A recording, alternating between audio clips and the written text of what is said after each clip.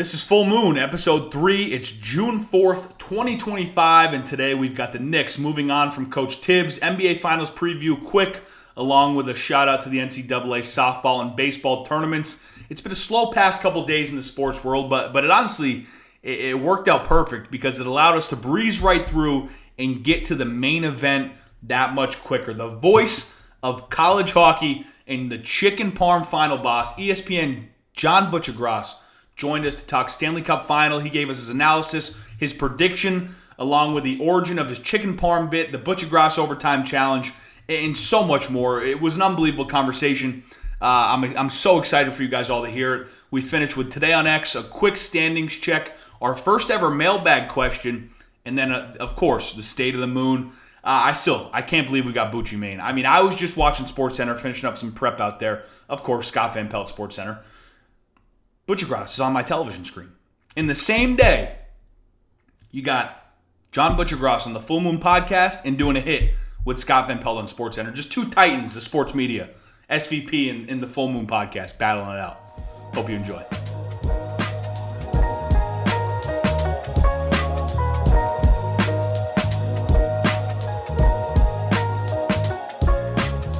All right, welcome back into the Full Moon podcast.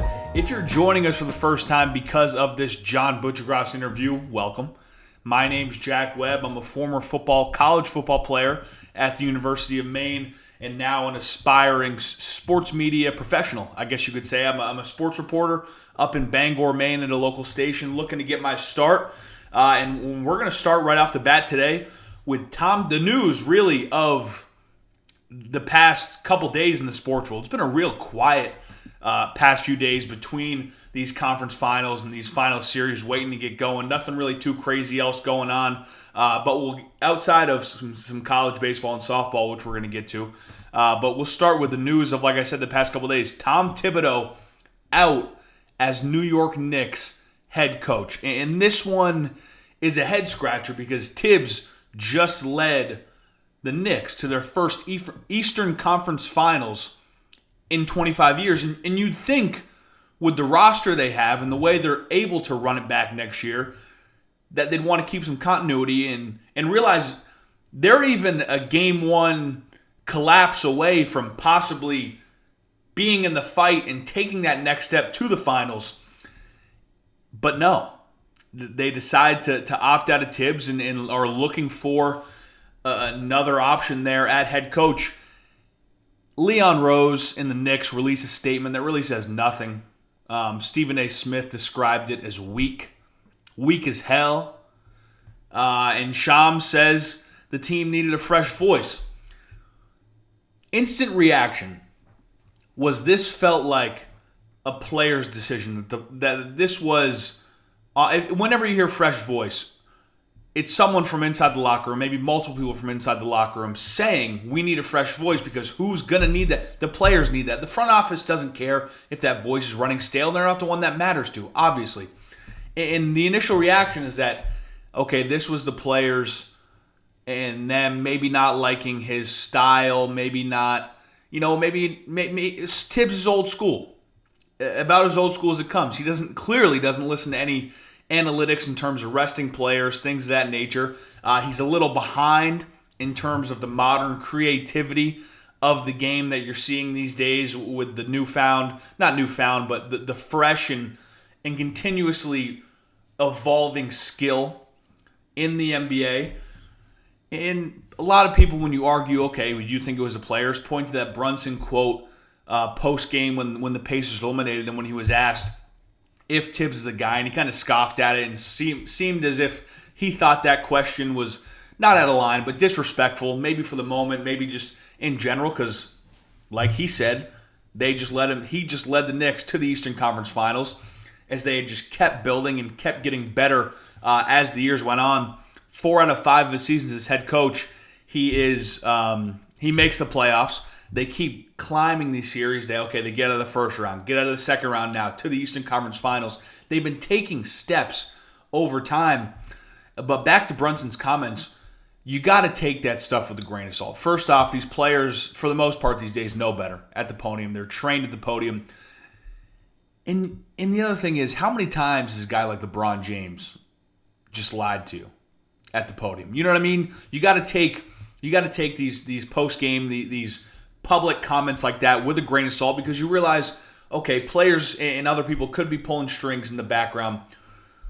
But if it's not the players, and because you think to yourself, how could it not be, if you're talking about, if the reason they're giving, one of the only reason that's been leaked is the voice running stale. Okay, if it's not the players, what could it possibly be? An owner's not going to fire a coach who just led a team to the Eastern Conference Finals and it is clearly on the up and up, having the most hype around the brand, the most hype around their organization in 25 years, right? And then you connect the dots and remember, okay, if there were to be an owner who doesn't talk to the locker room, maybe doesn't do the dirt, do the digging, doesn't truly investigate the situation, and just thinks that this should have been their year, and it's unacceptable that when you play the 6-seed Pacers in the Eastern Conference Finals, you didn't get it done. If there was an owner in sports to do that, you remember their owner is James Dolan. And that kind of makes you raise an eyebrow and say, okay, maybe my first initial reaction was wrong. Because if there was one person to go over the top of everything, of everybody, it seems like that person would be James Dolan. So I don't quite agree with it. I think if it was me, I would have kept the train rolling, but I'm also a 24-year-old in Arundel, Maine, so what the fuck do I know?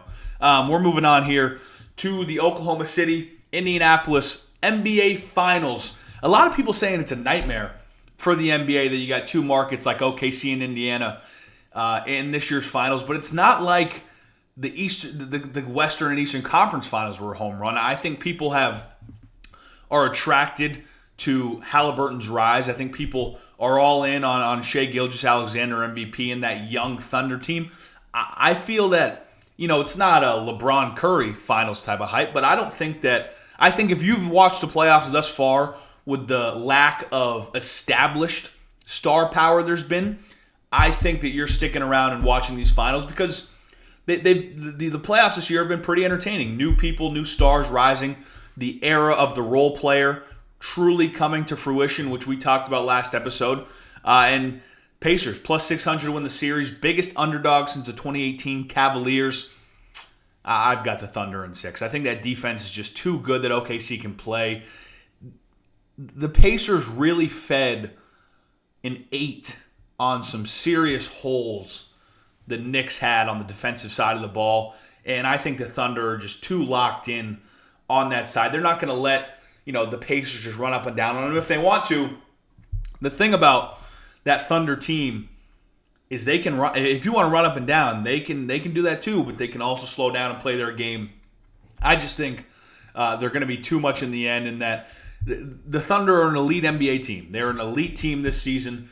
I don't consider the Pacers elite, and I think you were really hoping it was going to be someone like the Cavaliers, who the Pacers did beat to their credit, or the Celtics, someone that can truly match up in a 7-game series with them. But it'll be interesting to watch, and you can't put it past the Pacers. They've been making some noise thus far. And then we move on now to the college and baseball and softball World Series, which really are a forgotten event on the sports calendar. It's always a treat every year that, it's not, I'm not a diehard, college baseball or softball fan, so it's never circled on my calendar. I don't think it's circled on the average sports fan's calendar, but it's always a treat. It's always a nice little surprise you remember as it comes around in the months of late May and June. And the college softball World Series is always entertaining. Softball as a sport is just so fun to watch. It's so quick. The smaller field makes it so entertaining. Home runs, plays at the plate. The way the pitchers can throw that ball, the angles they get underhand, it's always a fun sport to watch. Now you got Texas versus Texas Tech for the title. Texas Tech ended the Oklahoma dynasty led by Jerry Glasgow. He came from Louisiana Lafayette, and this is a really cool story that I watched unfold against Oklahoma. Glasgow lost his daughter. Sooners pitcher Sam Landry played under Glasgow at Louisiana Lafayette, wore 12 at Louisiana Lafayette to honor her then coach's daughter. And then they're playing each other because Glasgow's now at Texas Tech for a chance to go to the College Softball World Series, which was really cool. It was so emotional. And it was, as a sports fan and to watch Oklahoma completely dominate the scene for the past couple of years, it was cool to see a fresh face make it to the title game. So now you got a battle in Texas versus Texas Tech down there. I think that starts Thursday. We're going to look this up, so don't quote me just yet. College softball. Should have had this prepared in the notes. That is a joke on me. When is that going to start? This is a disaster. This is a catastrophe, the fact that I don't have this ready to go, and I've spent this much time looking it up. Okay, here we go. Finally zooming in on the bracket. Wednesday, June 4th. We got a game tonight. 8 p.m. First pitch. Thursday, June 5th, 8 p.m. And Friday, June 6th, 8 p.m. if necessary. There you go. You got your softball times in there. We'll move to the baseball. Insane regionals in college baseball. Insane first round. The emotion, the energy. It's what's so beautiful about having these at host team sites. The number one seed gets to host their regional. They should do it in hockey. NCAA. Make this same move for the hockey tournament. You're going to be happy you did it. It was just incredible to watch unfold all weekend long. 4 number one seeds don't even make their regional final, which includes Vanderbilt, who became the first number one overall seed of the whole thing to not make their regional final in history of the game. You got University of Texas San Antonio upsetting number one Texas at their place. That's got to feel amazing. To be to be University of Texas San Antonio and going and beat the big dogs, the Longhorns, hook them and put them down in that state, which is obviously run by the Longhorns, had to feel amazing. Some school called Utah Valley beat Oregon at home, that was a game I watched. Insane play-to-play call. Catcher blocks the entire plate as an Oregon. Jeez, I'm crow. I'm blanking here. It's almost 1 a.m. We're going to call him a runner. As an Oregon runner, is trying to get to home, slide into home, catcher blocked the whole damn plate. They said he tried to just pretty much bull rush him and run right through the catcher. Not only is the guy out at home, they throw him out of the game. They eject him. It was one of the craziest things I've ever seen. Always a great treat.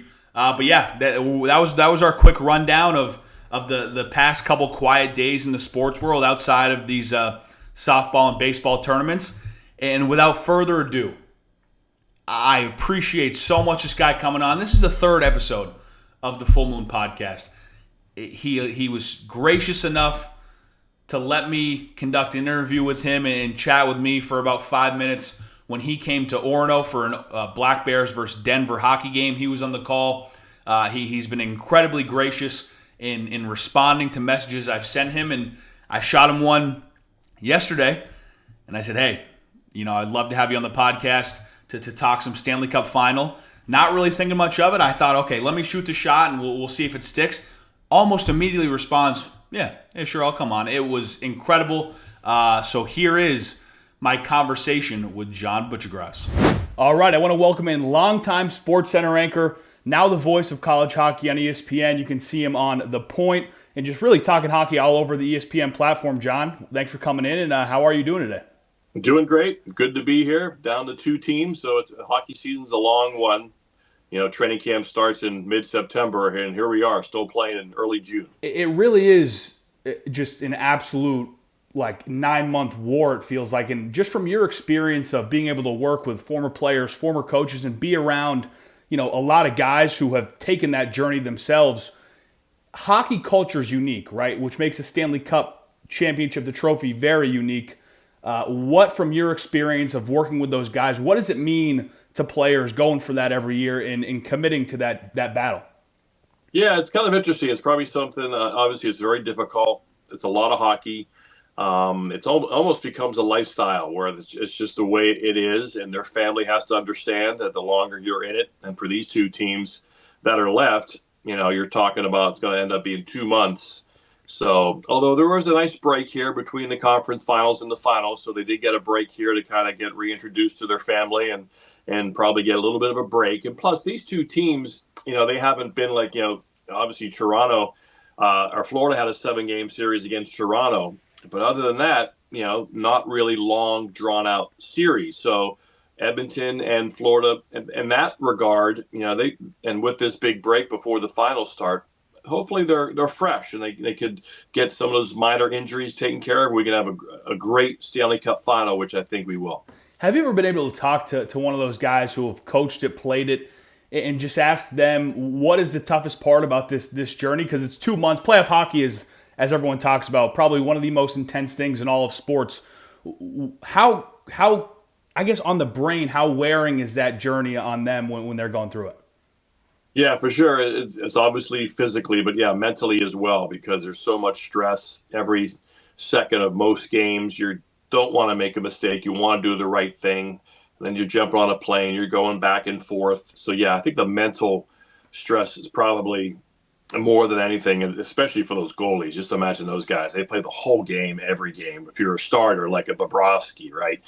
Sometimes with Skinner, he didn't play for a couple of games because he wasn't good. Now he's back in. So you wonder maybe he's a bit more fresh. But, man, those goalies, I think about just the stress they're under, all game long, especially early in the game. You don't want to give up that first. A forward can not float, but, as long as I don't give up a goal on this shift, I'm fine.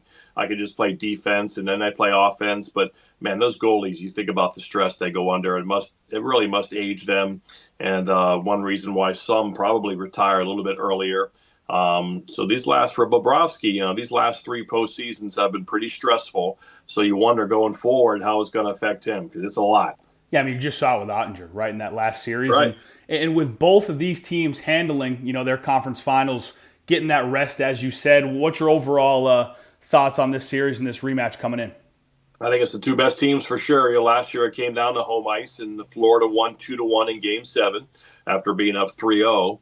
The Oilers were probably like, when it was all over, like, man, we just would have won one of those first couple of games. We would have won that series. We almost won it with 4 in a row.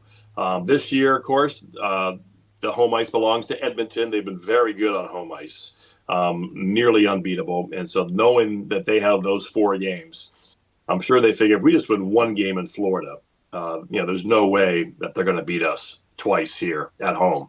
That we should be able to win this thing, and maybe the one road game they win is Game 6, and maybe they win this thing in 6. But if they win 3 or 4 or 6 and they come back 7, I think they're feeling pretty good. So overall, Edmonton, when an army's up against a cliff or up against the ocean, that's when they fight the hardest. And you got to feel like, in some ways, Edmonton, this is like kind of all or nothing for them.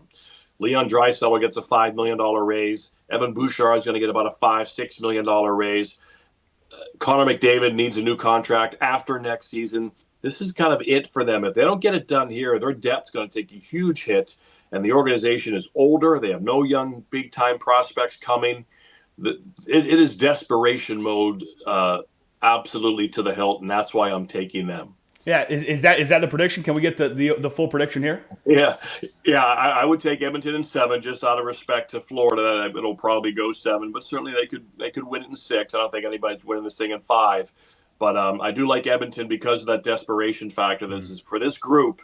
This is probably it. This is their one chance, because the salary cap, although it's going up, like I said, they have Bouchard, Draisaitl, and McDavid all got to go up about $6 million a year each.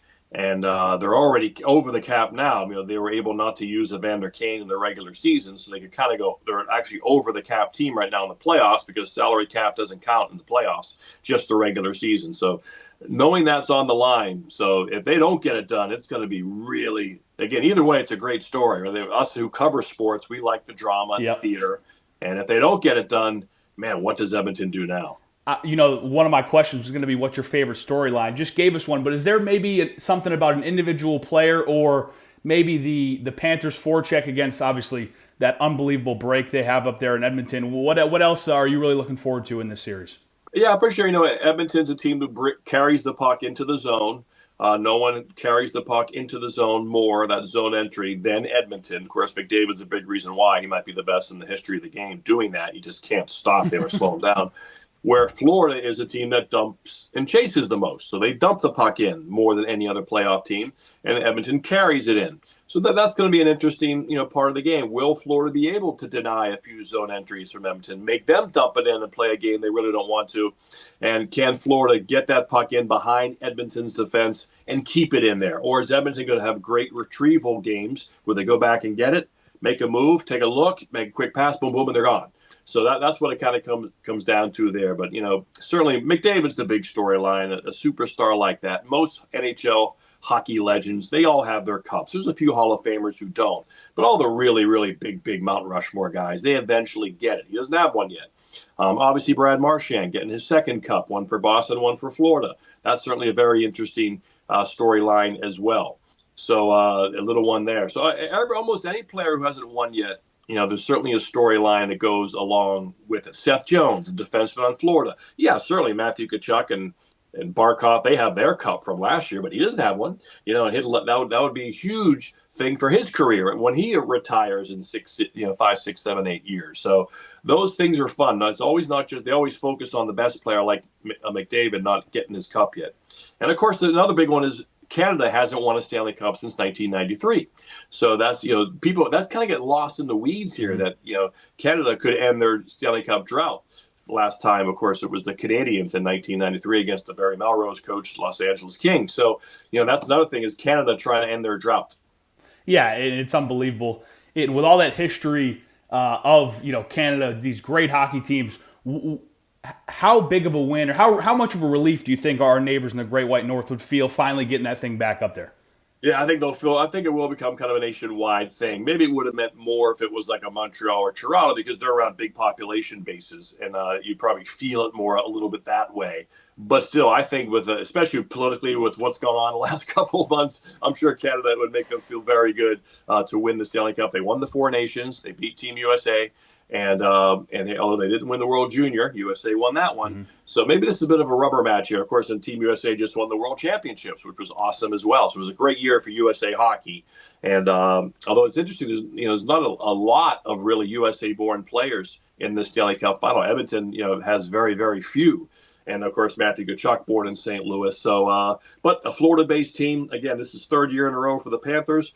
Tampa Bay won 3 years in a row as well. And even the years those teams didn't win the Cup in one of their finals appearances, it was a Sunbelt Vegas team and kind of a Sunbelt Colorado Avalanche team. It's very sunny in Colorado 310 days a year. So, it's interesting how, I grew up, it was all Canadians or Bruins or Flyers. It was a cold weather Stanley Cup champion every year. There wasn't even a team in Florida yet or California. And now here we go. We're going to have 6 in a row if the Panthers can get it done and go win yet again, go back to back. And those guys are living the best of both worlds, right? Go from the rink to the beach in the same day. It's unbelievable. Absolutely. Especially in Fort Lauderdale, their practice, the rink is there. They go in their flip-flops and golf carts. And so, yeah, it's a cultural difference between Edmonton in the winter and Fort Lauderdale in the winter. Without a doubt there. Now, I'm 24 years old, right? So us young sports fans like to jump to the point and maybe forget about a lot of things when we say one of the best ever. When we use that term, it's thrown around a lot just now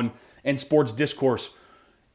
From just my short lifetime of watching hockey, this Florida Panthers team feels like one of the most built for their style of play, not only between roster, but physicality, mindset, just the violence and the ferocity, they play with.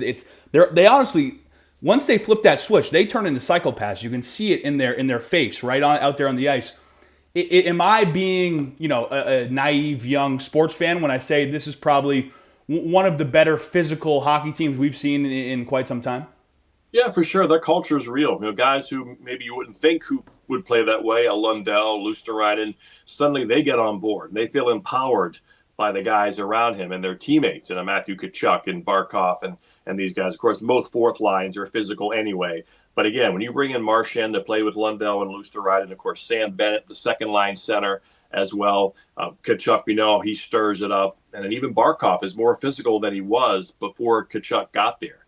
And Sam Reinhart and Carter Verhaeghe play a physical enough game as well. So yeah, there's no softies on that team. That you kind of have to do that to be on that team. And they almost like a lot of peer pressure, I'm sure, professional pressure from your teammates who say, this is how we do it. So if you want to be in, it doesn't hurt. You can hit people. It's okay. You don't have to fight.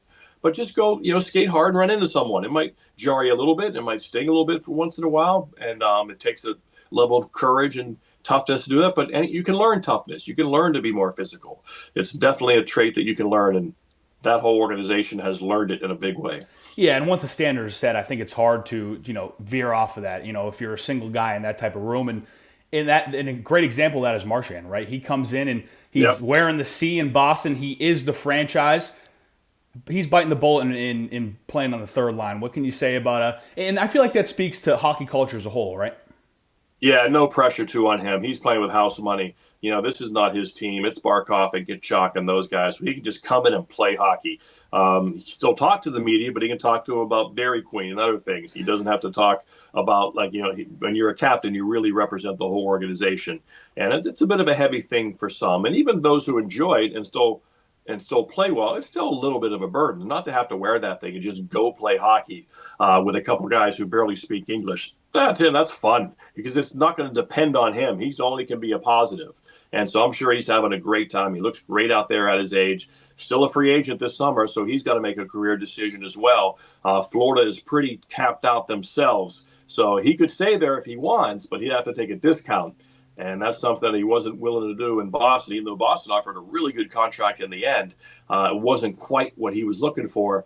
If he's going to want a contract like that, it'll likely be with a team that's not too good. So unless someone makes him a first priority, over the free agency period, July 1, if that's who Toronto wants, then boom, he can go to a 100-point team. If that's a team like that, if he makes him their first priority. But again, he's 37 years old. So would that be smart to make him your first priority? So he's a cool storyline in this whole thing. He adds us, again, more entertainment. I always say it's good to have you want your favorite team to win. That's the point of being a fan. But you also want your favorite team to be interesting and fun and have characters and personality. That takes it to a whole other level. And that's what the Panthers now have done with, really Kachuk and now Marchand, because the rest of the team is kind of quiet. Paul, I'm drawing a blank on the coach's name. Paul Maurice. Maurice. Yeah, he said, man, we're kind of a quiet room. Once Brandon Montour left and Barkov's very quiet, and Reinhart, right? They're very quiet. So it's pretty good to get you want noise in the room on an athletic team. It brings you energy. Makes it fun. Doesn't make it a drudgery, And it seems like there's no one. I don't know a coach in sports right now who knows his room better than that guy. I mean, when he speaks to the podium, it's impressive. And going to the Oilers side, which Skinner do you think we're going to get in this series here?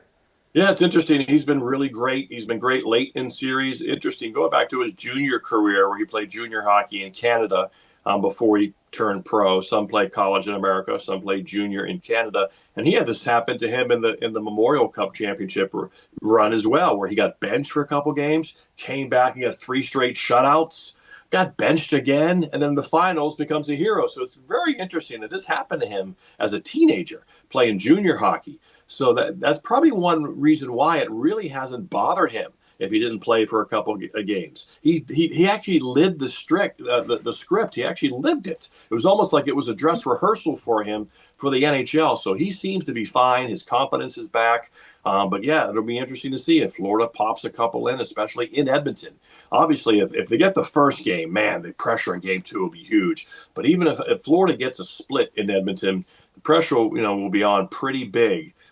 For Edmonton not to lose those next 2 games. In Florida, suddenly you're down 3-1, and you're trying to manage this thing to the finish line. Now, again, they can always go back to last year. It can't get worse than last year, down 3-0. So in some ways, maybe they're going to play free and loose this whole time. And as long as we don't go down 3-0, we know that guy keeps getting better. We know McDavid and Draisaitl will keep getting better. We know our team's a little bit better than last year. Now, they might be too because you got this Marchand guy in this third line that's outscoring opponents 10-2, 5-on-5. Marchand, Lundell, Lusteran. So that's the big factor. With Hyman getting injured, Zach Hyman, who got over 50 goals last year, him being out, then everyone gets slotted up. You lose that depth down the bottom. So you wonder if that's going to be the difference in this game. The bottom six in this series, the bottom six of Florida, the big third line led by Marchand, and even that fourth line who is so physical and hard and popping in a couple of goals here or there. Usually this is where I would want to ask, okay, game 7 overtime, Bucci overtime challenge, who would it be? But I feel like I would know your pick. Connor McDavid just scored that game winner in the Four Nations. But what can you say about watching McDavid? Obviously, it's your job to analyze these NHL players and watch the game. He's just different, right? The way he moves, everything, the way he sees, it's like he's got eyes in the back of his head. When you're watching with former pros, with people who have been around the game their whole lives, what do they even, are they just as stunned as us fans?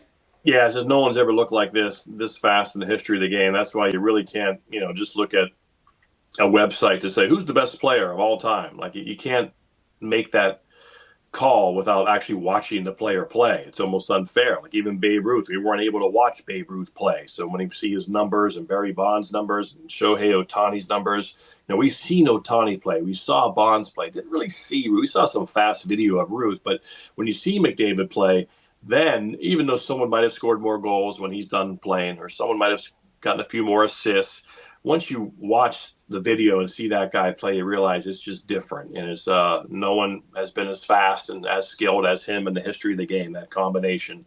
And so, yeah, that would be something. I have to keep that in mind if Game 7 or even a Game 6 goes to overtime and Edmonton is up 3-2, we're tied 3-3, harking back that Four Nations here heroic. That would be quite a year if he could cap it off with a cup and an overtime cup clinching goal. Those are hard to come by. Overtime's pretty random. Lemieux and Messier never got an overtime playoff goal. Seems weird. I don't think Gordie Howe did too. But other people have. It's really random. It doesn't really, it's not the best player who scores, but in that case, it'd be pretty cool. He would definitely be out to get it for sure. You know what? I'm going to get this goal. I'm not going to make a sweet pass. I'll go get it. I can do it. It's the full 200, right? That's exactly what it would be. And just overall, we talked about Junior. We were going to go to prediction here. You gave it to us earlier. You got Oilers in 7. You talk about Skinner. You mentioned his junior career, right? College hockey guy. College hockey. Want to know what you think about the CHL and the NCAA allowing those players to come in and play some college puck. Yeah, it's going to be interesting. It's going to cause a bit of an arms race in terms of money. A lot of the big guns haven't yet made their big announcements yet. They're taking their time for whatever reason. I would think it would be this week or next week or sometime in June. It's going to be a chance for someone like a Gavin McKenna, who will be the first pick in the draft next summer. Watching him play juniors is going to become very young. It's going to be probably more 16, 17-year-olds. And then college hockey will be your 18 to 19 to 23, 24. And that's probably what it's going to be. It's good for college hockey. There's going to be more talent into the pool. And it's good for the player in Canada who could maybe get off to a slow start and maybe didn't quite reach his potential after playing junior hockey age 16 to 19.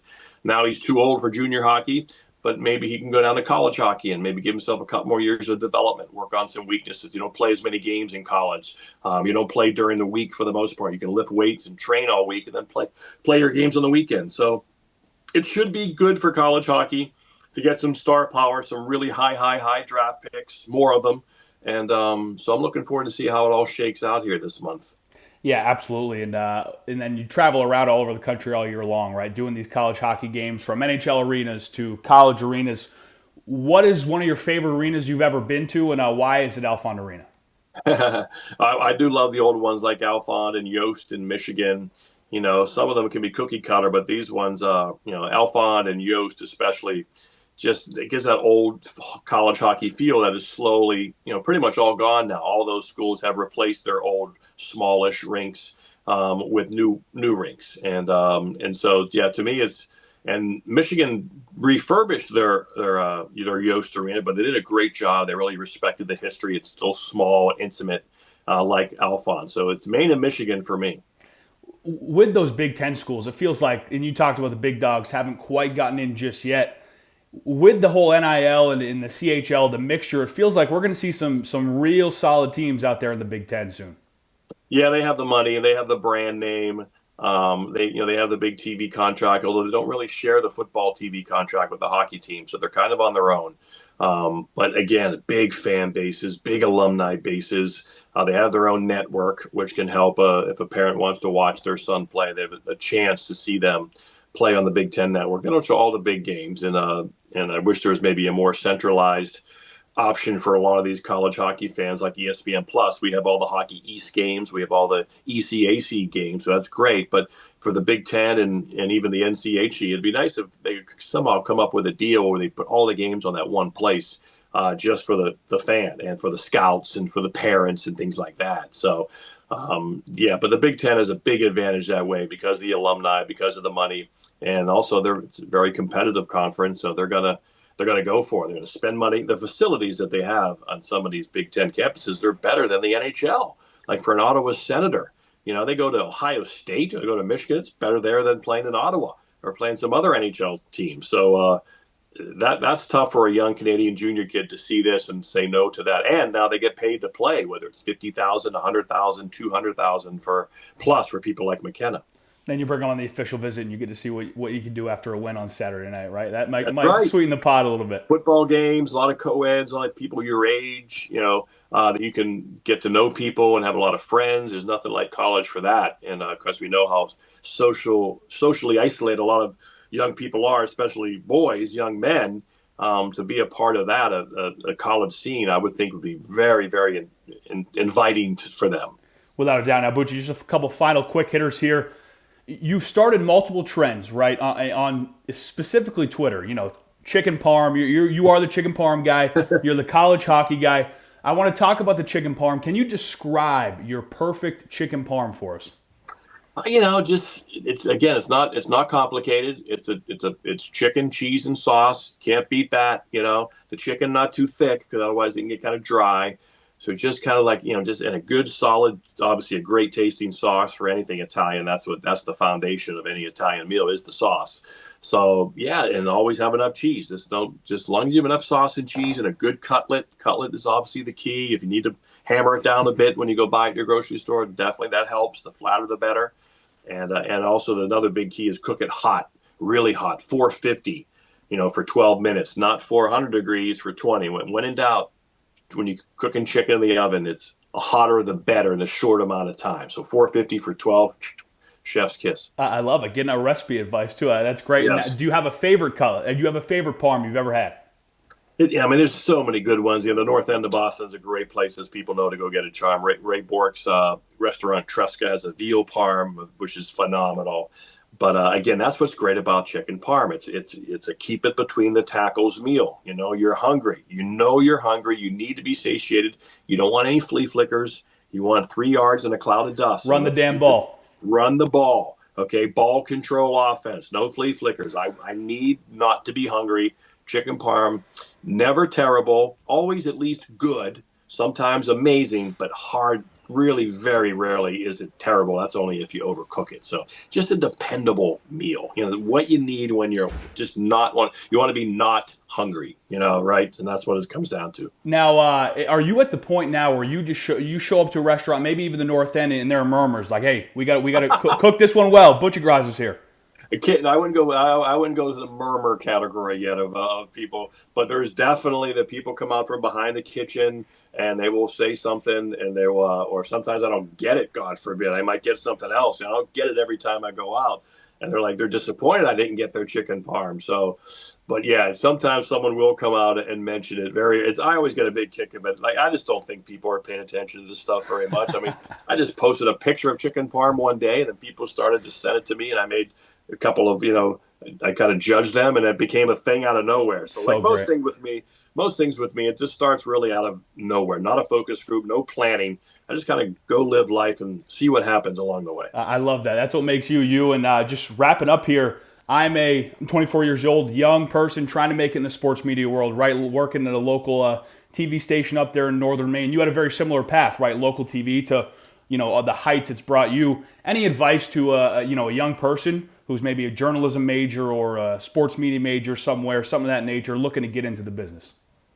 Yeah, certainly it's changed technology-wise. I looked for my first job in a phone book. There wasn't a website yet. There wasn't the internet yet. This was 1989. So yeah, I have a little cable access station on Cape Cod. I was there for 5.5 years, making $18,000 a year, and then I went to Providence, Rhode Island, which was a nice little break. for me when I was 28 years old. That was I think it was the 44th biggest market at the time. We covered the Patriots and Bill Parcells. I went to Fenway Park opening day and Bruins games and Celtics games. So it gave me a touch of the big leagues while still focusing on local sports as well. So yeah, it's like anything in life, and whether it's the 1950s or when I grew up or now, it still comes down to want to and how much you want it and having a vision and sticking it out and just realize this is what I love to do. I made $100,000 in my 20s, not in a year combined. I made $100,000, but I was happy. I got married young. I had kids. I had a family, which that's always great to be around that much love and kids, and plus you're fighting for someone, you're working for somebody else, not yourself. And so yeah, I was never depressed or sad. I was always hopeful. I didn't think I'd ever make ESPN, but it was still, I just like getting better at my job. So it really comes down to you have a bit of a vision, you stick it out, you don't give up. Certainly there's veers you can take along the road, and that might have been for me. If one of those doors didn't open, I might end up doing something else, and that's fine too.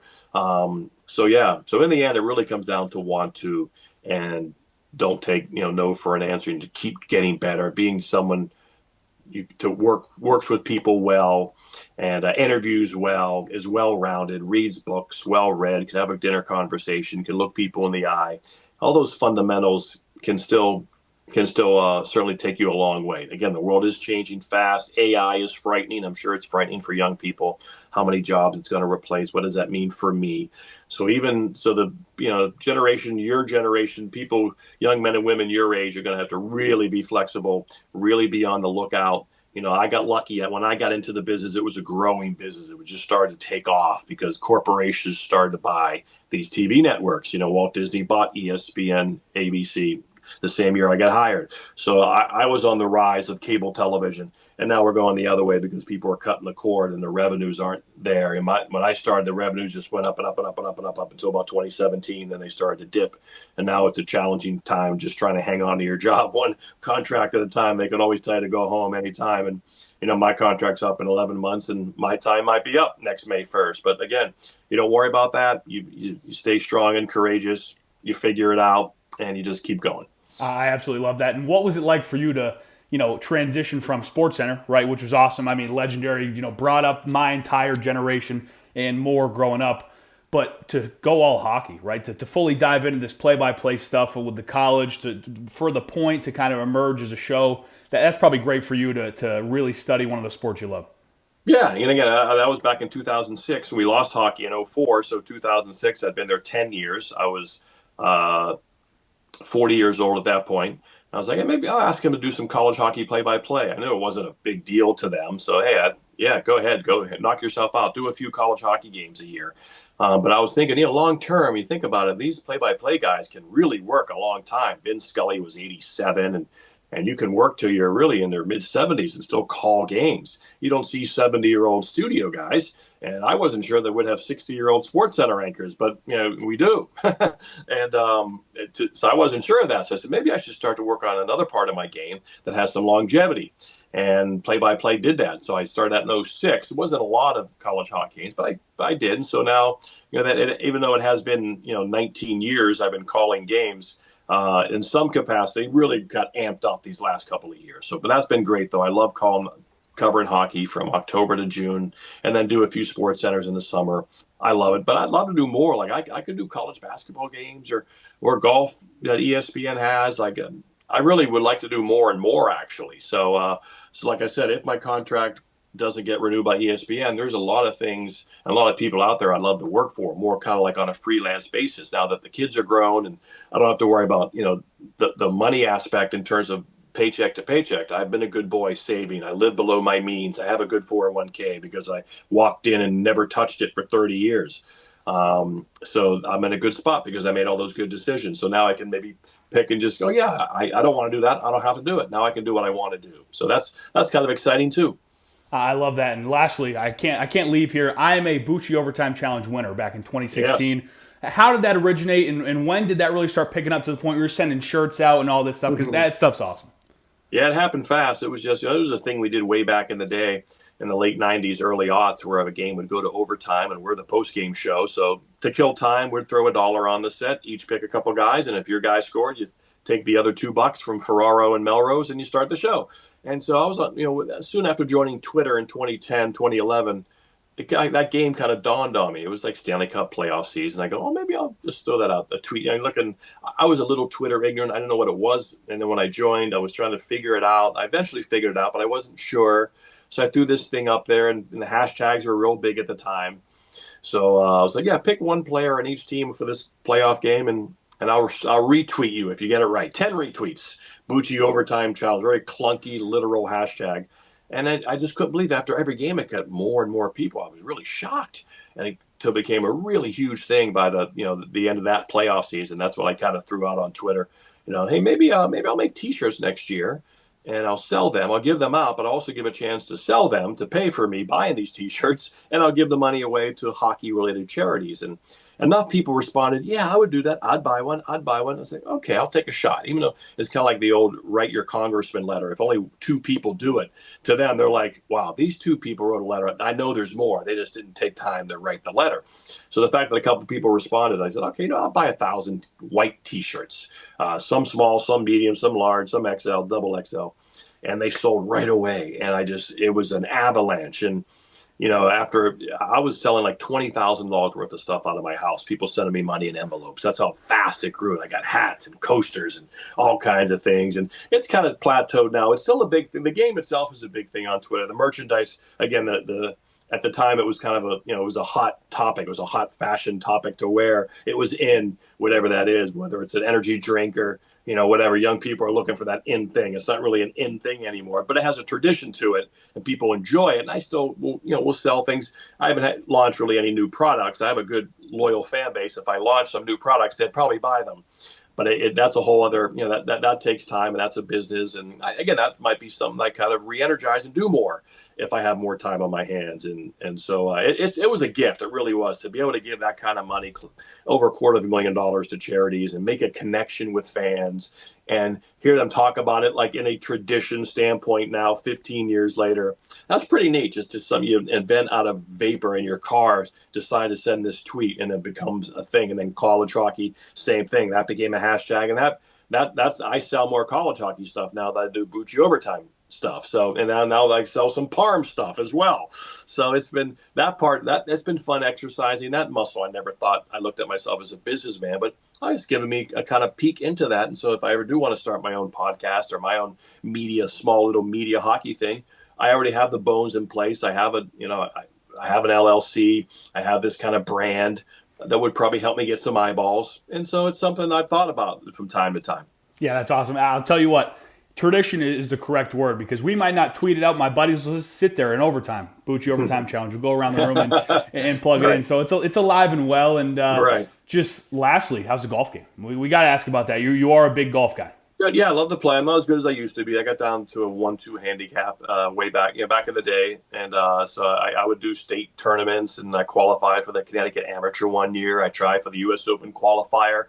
Of course, we saw that this year was great TV on the Golf Channel, guys trying to qualify for the U.S. Open. Anybody can if your handicap is low enough. I never got to the final stage. That was my goal. Just get to the second stage. That would have been cool. I never had the game to play 36 on the second stage and make it. But make the second stage. I came within 3-4 shots a couple times of the second stage. That would have been cool. Now it's just, I'm like a 6 handicap, but I love to play. I'm not as competitive as I used to be.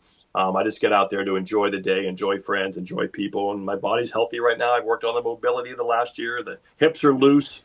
The back feels great. So I'm still hitting out there pretty good and really enjoying the game. I'm going to Ireland this summer to play over there again. I've done it a couple times. I'm doing it again, playing some new courses. So I love playing a golf course for the first time. It's like Christmas morning for me. So the social aspect of the game, being outside, it's the last sport. I grew up playing everything like you did.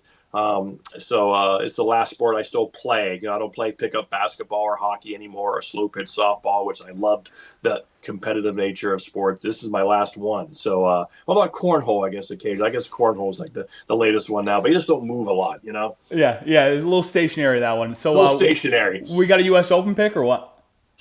Yeah, you can't bet against Scotty right now. He's on a historical heater. That course is so difficult. It's about not making big mistakes, and that's his great attribute right now, is avoiding mistakes and avoiding. But sometimes that place is so thick and so penal, he might get a couple of really bad breaks and can't not make a mistake, and suddenly he brings everybody back in the field. But for now, it'd be him. He has such a calming presence, right? You forget that he's a killer. He's a does. killer.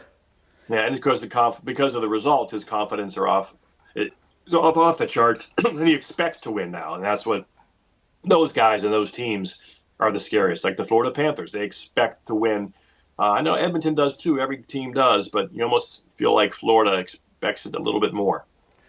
Bucci, this was seriously incredible. Thank you so much for doing this. We'll have to get you up here for a tee time in Maine to repay. I'd love. I don't think I've ever played a round of golf in Maine, so I would love that, Jack. Anytime, I'm available. We'll be in touch then for sure. Bucci, thank you so much. Cheers. I seriously can't thank Bucci enough. I mean, for him, for someone that has accomplished the things he has in the sports media world, to have the current job with ESPN that he has, the stature he has within the industry. I mean, I was just watching SportsCenter with Scott Van Pelt while finishing this, and he's on SportsCenter doing a hit with Scott Van Pelt the same day he comes on the Full Moon podcast. He didn't care that this is just getting started. He didn't care that on Twitter we've got 15 followers or whatever it is. He's just a genuinely great guy, and I seriously appreciate him so much. I mean, that was awesome. The stuff, the way he takes those questions and just kind of does his own thing with them, navigates his own path. He made it so easy for me to interview him, and it was such a great conversation. I seriously can't thank him enough. All right, we're gonna move on to the more fun, little lighthearted, enjoyable part of the podcast here. Got a segment today on X, in the streets are talking. Timothée Chalamet is already the white boy of the year, and you know why the streets love Timothée Chalamet is because he's using his fame, his money, his wealth, just like any average sports fan would. He's sitting courtside at home and away playoff games. So into his intensity and his love for the Knicks is so genuine that I think every fan respects it. And not only that, but he's now found a way to integrate himself so much into this series, into this Knicks run, that he has one of the hottest names in the market, Kylie Jenner, sitting courtside in Indianapolis, Indiana on a summer Saturday night. You're talking about a woman that can get paid probably high six figures, maybe even seven, for an Instagram post. And she's sitting courtside with a scrawny white boy from New York, watching the Knicks and Pacers on an early summer Saturday. I mean, it's incredible. It seriously is an unbelievable run that we're seeing Chalamet on. I mean, the tweets, the memes that have come from it are unreal. Everything from his fits to how locked in the game he is. It was hilarious. Like, there was a video of him before Game 6. Kylie Jenner was trying to talk to him, and he legit couldn't have the conversation. He was too nervous. It was so funny to watch, and he's really now he's a Knicks staple at MSG now. Anytime he will be welcomed back with open arms because of the energy and the attention and I think the thing that again really wins these fans over on him, because you think, okay, this guy is a movie star who's showing up courtside with Kylie Jenner to the Knicks game thinking he's all that. Usually that's a typical recipe for someone to get hate. And just for the haters and the trolls to start barking, right? Because they're jealous. They've embraced him. This guy is hot on the streets right now. They love him. It is the year of Timothée Chalamet, and you love to see it because he's doing exactly what a lot of us would do with the resources he has. Quick standings check. That's what it was. Wanted to do a quick standings check because something that I find myself doing until I started really diving into sports media and taking it serious as a profession was I'm following the game, but one thing I didn't do enough of was just an overall scan of like the standings. And it sounds so simple, but when's the last time you looked up just pure standings? What are the standings of the MLB, the NBA, these specifically MLB, NBA, NHL, European soccer, these seasons that spanned, so long, right? You can kind of get lost in them, in kind of the monotony of the day in and day out. So we'll do a quick scan here. American League East, you got the Yankees in first place. Rays, 6.5 games back, followed by the Blue Jays, Sox, and Orioles. The Sox, man, 29 and 34. And to think I had hope for this team. Got the Tigers in the American League Central at 40 and 22. Guardians, 6.5 games back, followed by the Twins, Royals, and the White Sox. American League West, Astros, 33 and 27. You got the Mariners, half a game back, followed by the Rangers, Angels, and Athletics. National League, you got the Mets in first place. Then a game back, you got the Phillies, followed by the Nationals, 10 games back, then the Braves and Marlins. Braves, a lot of talent on that roster. Dog shit so far, though. National League Central, you got the Cubs in first. Always good to see the Cubs back, at the top in the conversation at 38 and 22, followed by the Cardinals, 5 games back, then the Brewers, Reds, and Pirates. In the NL West, you got the Dodgers in first, 36 and 24, followed by the Padres, a game back, Giants, 3 games back, Diamondbacks, and then the Rockies, who are 11 and 50. Now we're going to move to our first mailbag ever. I'm fired up about this one. I really want this to become more of a thing, no matter how ridiculous your question may be, whether even you're just messing around, right? I think this is something we can do that's fun, that sparks conversation, sparks some topics for the podcast, really. This one comes from the Black Bears own Nolan Renwick. Mailbag question: is playoff basketball less interesting right now than in years past? As a Canadian that isn't heavily invested in the NBA, I used to love watching playoffs and the finals. Warriors-Cavs 2016, Raptors-Warriors 2019, Braun with the Heat. The games don't seem as intense anymore. Series will go back and forth, but they just trade blowouts. The blowout part and how some of these games truly just haven't been entertaining in terms of like a couple of those Thunder blowout of the Timberwolves. The Timberwolves finally get one back on the Thunder. That one's a blowout.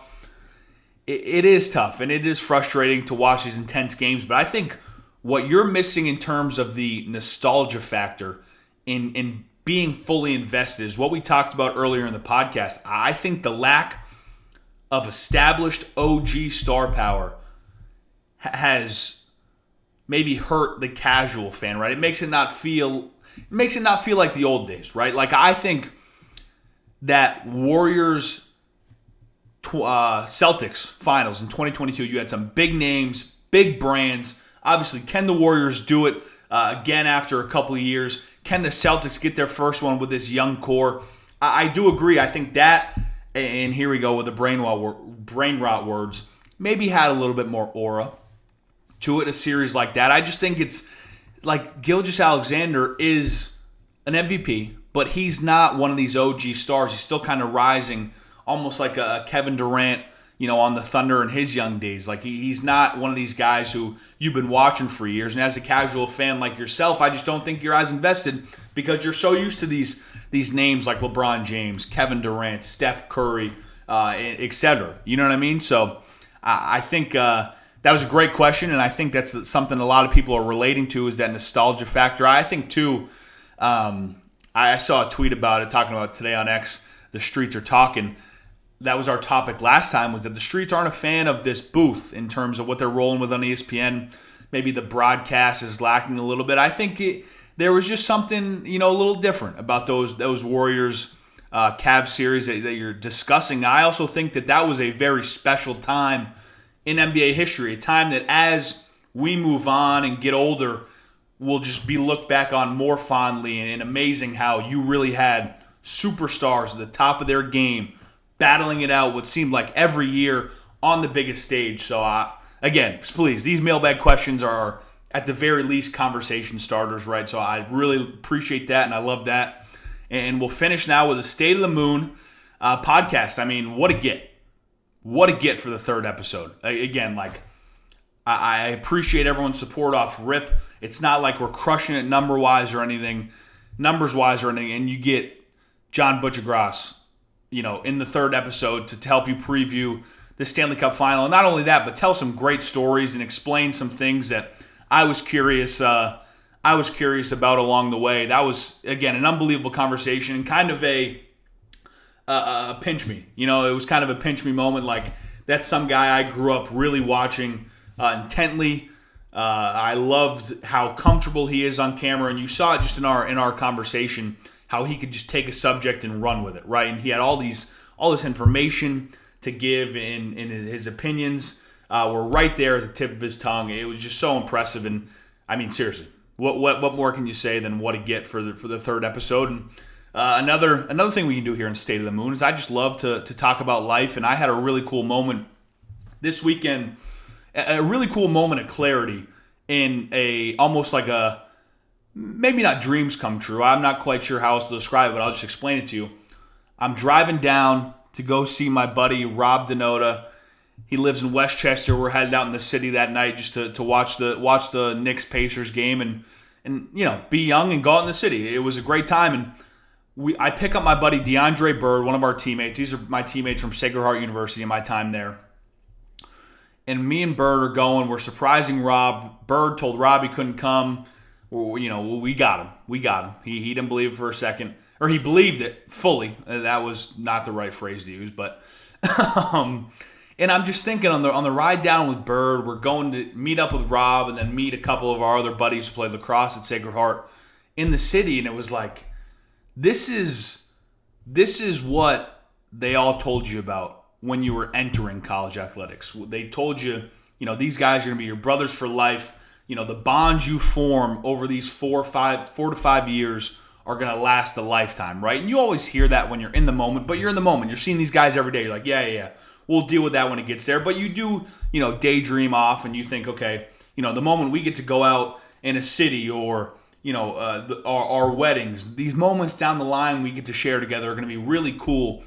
And it was just dope. I kind of had that moment of clarity, like, hey, we're living right now. Me and you, Bird, on our way to go see Rob and go have a great night out and hang out and just spend quality time with the people we love. This is what they told us was going to be so great in the future. This is what we had daydreamed about, in those study hall sessions. Because, of course, in that 2 hours of study hall, why would you get any work done? That's just how it worked. But, yeah, it was just awesome. I had a great weekend down there in the New York City, man. Holy. Again, I'm just some small-town kid from Maine, but the energy, the buzz around that place, and the just, I don't know, it fills you up, man. It just kind of makes you want to keep going, and just, again, it's energy. I just did an awful job describing New York City. That was probably the worst. That was probably the worst anyone has ever described the buzz and energy you can receive from stepping out in the city. It's officially 1 a.m. So I'm going to wrap this up. I mean, what a dog shit way to end.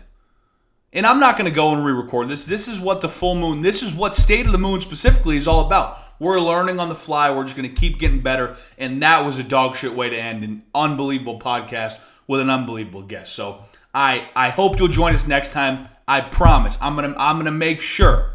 Full Tim Tebow. You're not going to see anybody.